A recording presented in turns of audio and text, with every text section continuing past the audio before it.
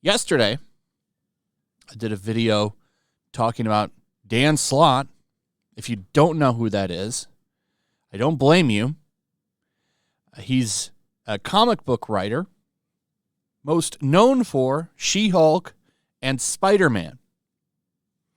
Now, he thinks he's a great writer because he's written 600 scripts or something. I think like 597 actually is the number.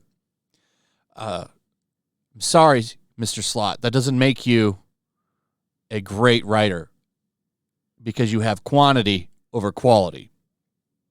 His goal in life is to be the guy who wrote the most amount of Spider-Man comics. And what's funny about that is none of the comics that he did really had a long-lasting impact on the character. And I'm gonna go over that and show you that. We're going to take a look at his Key Collector comic stats, and I'm going to show you that nothing he did really mattered. He was just like a big, long filler arc. He wrote the character for a long time, but it was a really boring run, mediocre run. Nothing really that big happened during it. It's funny, more things happened during Nick Spencer's run than it did under Dan Slott's run, and he only wrote 100 issues. But yesterday, he got a lot of attention because he decided to come out and say that She-Hulk is the most comic-accurate show yet. And a lot of people disagreed with him. Why? Because She-Hulk is shit. It's an awful show. It's garbage. Ratings were low. Audience scores were low. No one liked this show. No one watched it. The ratings don't lie. So he got a big thing going saying, maybe this show isn't for you and all this stuff, which is funny because before he did this, he had a New Year's resolution of not arguing with people on Twitter. Spoiler alert, you're probably blocked by him because he doesn't argue. He's blocked so many people that his interaction is shit, and he's got so many followers on Twitter. It's funny. But he came out and said, anyone saying the She-Hulk TV show wasn't comic book accurate, I'm the guy who has written more issues of She-Hulk than anyone. I've read every single comic from every She-Hulk run, and I'm saying for the record, it is the most comic book accurate show in the MCU. Way too many people online don't understand the difference between this was bad and this was just a bad fit for me. Not everything needs to be for you. There are tons of things for you and things that are just for you.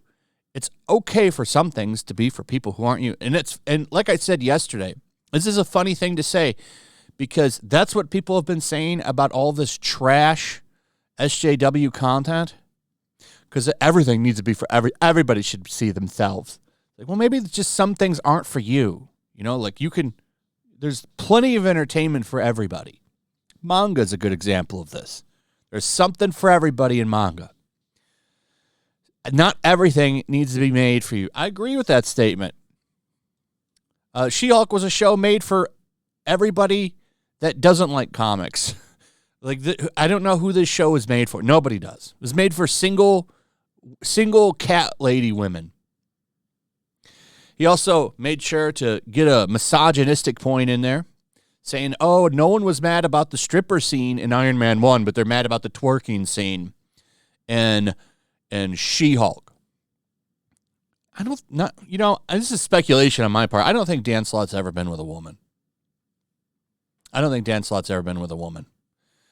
He's a hardcore male feminist. Even put Peter Parker in a feminist agenda shirt. Just want to point that out. In one, the female character said agency, and we're doing it for fun for themselves, and the other would be paid to service a man's wants, desires.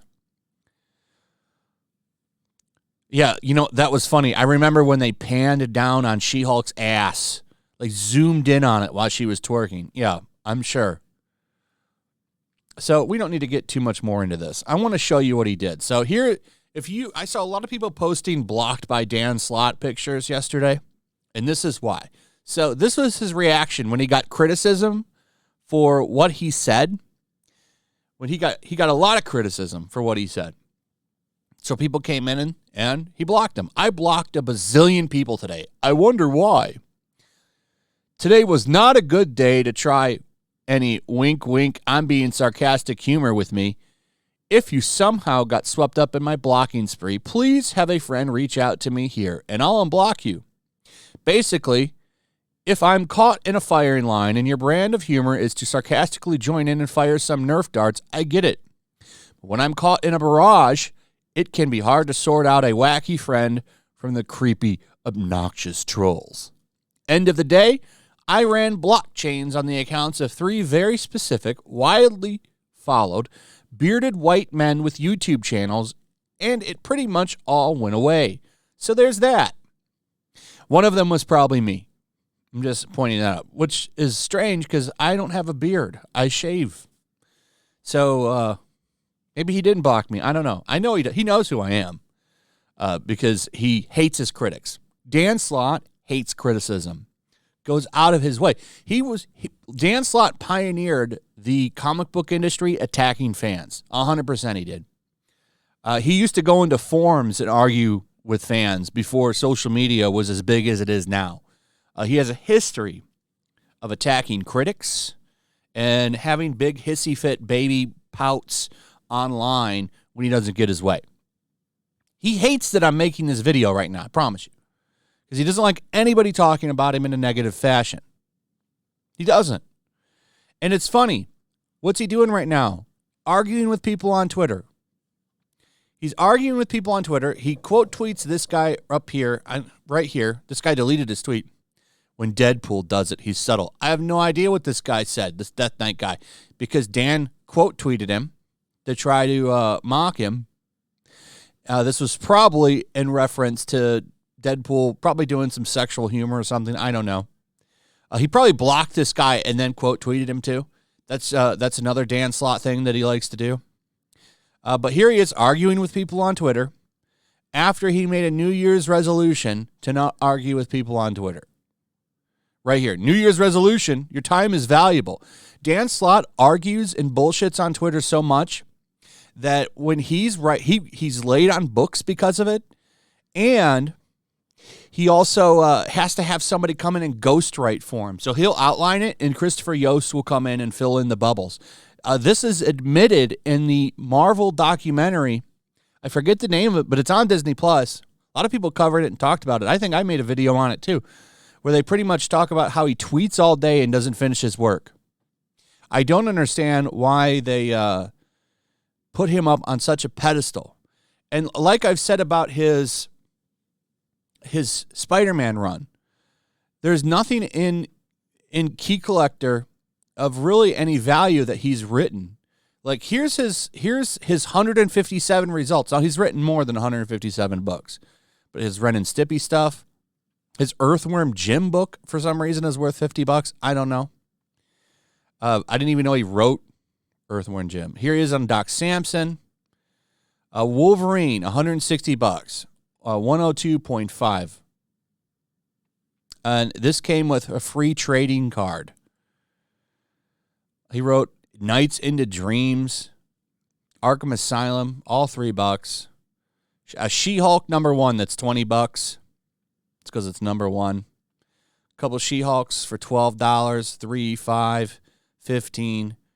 An issue 100 for $20. That's not that. Those milestone issues do pretty good. So here's his She-Hulk books. Nothing really that crazy in price. Now we get down to Spider-Man. It always blows my mind that a free comic day book is worth money. That book was free. It's because it has the first negative, Mr. Negative in it. So this was, I think, his first Spider-Man book that he had ever written. Oh, actually, no, I take that back. It turns out the first Spider-Man he ever wrote was this Ren and Stimpy comic. It's none of their first published written work on Spider-Man by Dan Slott.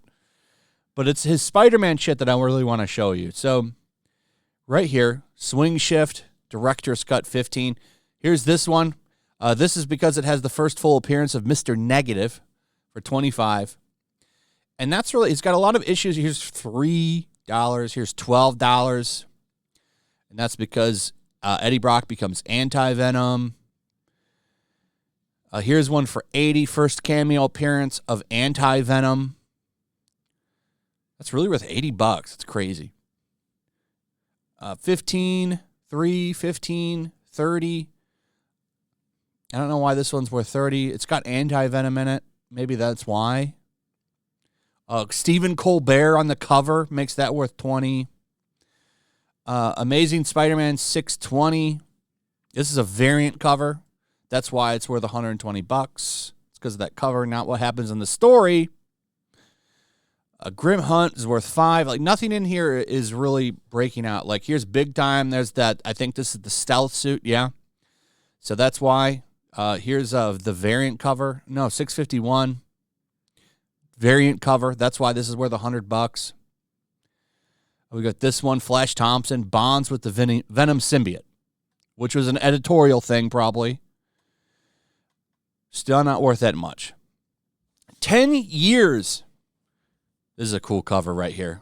I remember when this happened, when Eddie Brock became, or no, not Eddie Brock, when Flash Thompson became Agent Venom. The run, not him and Spider-Man, but the actual run of that was pretty cool. They had Agent Venom. I think they actually just called it Venom, but he was like, you know, doing op missions for the government as Venom. That's a pretty cool run. That is a cool variant cover. That's why that's $100. I actually like this a lot. I've never seen that before. New suit, making this $15. This is when he had a Future Foundation suit. That's a Fantastic Four. Spider Island. Look at a variant cover worth who would pay 1.6K? So, and I want to point out here, this 1.6K is not because of the story. It's because it's a venomized cover of Mary Jane saying, you just lost the jackpot. It's a cool cover. I think 1.6K is a little pricey for that, but that's how much that book is worth. This is the highest one yet, and it has nothing to do with Dan Slott. Ends of the Earth, nothing great. Another variant cover, cool variant cover by J. Scott Campbell. 600 has nothing to do with Dan Slott. Another point here is look at all these books. Does any of this stand out to you? No, none of it does. He has the most unnotable run in Spider-Man ever. The thing that he is most known for is this, Superior Spider-Man. He's known for killing Peter Parker and putting Dr. Otto Octavius in his body and then let him have the run for a while. That's it. And no one even really talks about this run that much. Now, I'll admit, I liked Superior Spider-Man. It's Dan Slott's best work. But it's not really that impactful on the character. Like, no one talked about it. It hasn't been a part of anything. So 10 years. And all of the keys in Key Collector that are worth anything are variant covers. Nothing in here is because Dan Slott had a big impact on the character. Why is this issue worth $180? It's because it's the first full appearance of Silk. Dan Slott's greatest contribution to Spider-Man is a knockoff Spider-Man. And he wrote the Spider-Verse comics. I also want to point out that isn't really an original idea. That theory, or that idea was founded in the 90s Spider-Man cartoon. It was at the end of the run. They did a Spider-Verse in that. That's his greatest contribution to this character. A knockoff Spider-Man in an idea that he got from the cartoon show. So I just wanted to point that out. He gets high on himself, but nothing he did really impacted this character or will ever be everlasting. More people will talk about Nick Spencer's run in 5 years than they will about anything that happened during Dan Slott's time. And he hates hearing shit like that, but it's true. Bring yourself down a peg or two, Dan Slott. Humble yourself. Anyway, that's pretty much it. Let me know what you guys think. Also, if you would, please like, subscribe, share the video. Make sure you're still subscribed. Hit that notification bell. Check out my Rumble and my locals, and I'll see you on the next one. Peace. Make sure to check out my locals. There's a link in the description. It's a fun community that I'm trying to build over here. If you don't want to support me on YouTube, you can come over here. None of that money goes to YouTube. You also can just come over here for free. But if you are a supporter over here, I do plan on doing an extra live stream once a month and throwing links to the supporters so you can actually come on and have a supporter live stream with me. Also, it's a good place to catch all of my content. You don't have to worry about notifications like YouTube. They'll definitely work over here. So come check out my locals.